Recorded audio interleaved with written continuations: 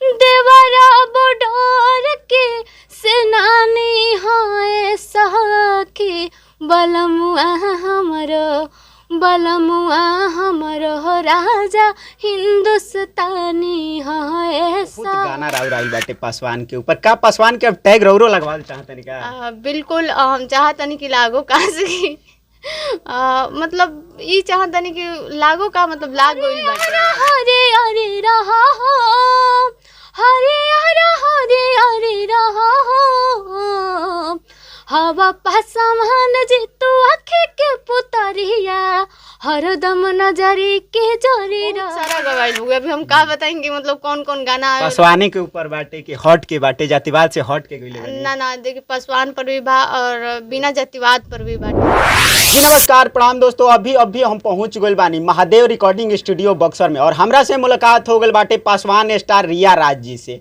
बहुत सारा पासवान के ऊपर यहाँ के गाना आइल बाटे। अभी हाल ही फिलहाल में एगो गाना आइल बाटे कि पासवान जी हरियरे हरियरे रह। आई यहाँ से मुलाकात अभी स्टूडियो में आइल बानी, कैसन बानी? सबसे पहले तो न्यूज के माध्यम से जितना भी श्रोतागण देखा तो सबके नमस्कार प्रणाम बा। हम बढ़िया अपन बताएं। गाना वाना के शूट करे आइल बानी का? ना बिल्कुल ना, गाना गावे खातिर आइल बानी, शूट करे ना। गावे खातिर? हाँ गावे खातिर। अभी राउर एगो गाना आइल बाटे, अनेकों पासवान के ऊपर गाना आइल, पासवान टैग लागे लागल रौरा में, लेकिन एकरे बीच में एगो 15 अगस्त पर और बहुत ही बढ़िया ब्लास्ट गाना छूटल बा जौन की पियवा हिंदुस्तानी। हाँ चाहम कि वो गाना हो जाए के चाहिए। बिल्कुल गाना हटे। देहवरा बॉर्डर के सेनानी हाय सखी देवरा बॉर्डर के सेनानी हाय सखी बलमुआ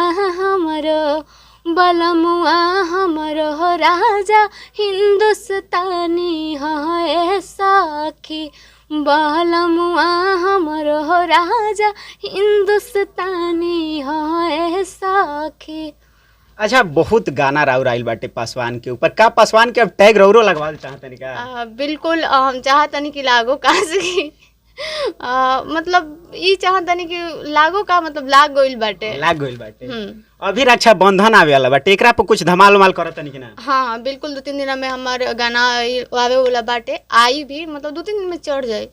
हाँ एकरा से पहले पासवान के ऊपर जौन गाना आइल बाटे चाहम कि वो हो जाए। तोहरे में बसेला परहनावा हो तू ही बड़ा दिल के धड़कनवा हो तोहरे में बसेला परहनावा हो तू ही बड़ा दिल के धड़कनवा हो हरे हरे हरे हरे रहा हो हरे हरे हरे हरे रहा हो हवा पासवान जी तू आँखें के पुतरिया हरदम नजरी के जोरी रहो हवा पासवान जी तू आँखें के पुतरिया हरदम नजरी के जोरी रहो। अच्छा रिया राज, सावन में गाना आइल, सावन के बाद अब लोकगीत में का धमाल कर? बहुत सारा देखिए गाना तो बहुत सारा गवाइल हुआ। अभी हम का बताएंगे मतलब कौन कौन गाना पासवानी के ऊपर बाटे कि हट के बाटे, जातिवाद से हट के गइले? ना देखिए पासवान पर भी बा और बिना जातिवाद पर भी बाटे। बहुत सारा गाना बहुत छूटे वाला बा, छूटी भी। अभी रक्षाबंधन के गाना शूट करे? हाँ 3 दिन के अंदर आवे वाला बाटे। हाँ आज महादेव म्यूजिक से आए। महादेव म्यूजिक से अभी हमरा से मुलाकात वायरल है रिया राज से महादेव रिकॉर्डिंग स्टूडियो बक्सर में। बाकी वीडियो कैसन लागल अपन राय कमेंट बॉक्स में जरूर दे हम जा। जय हिंद।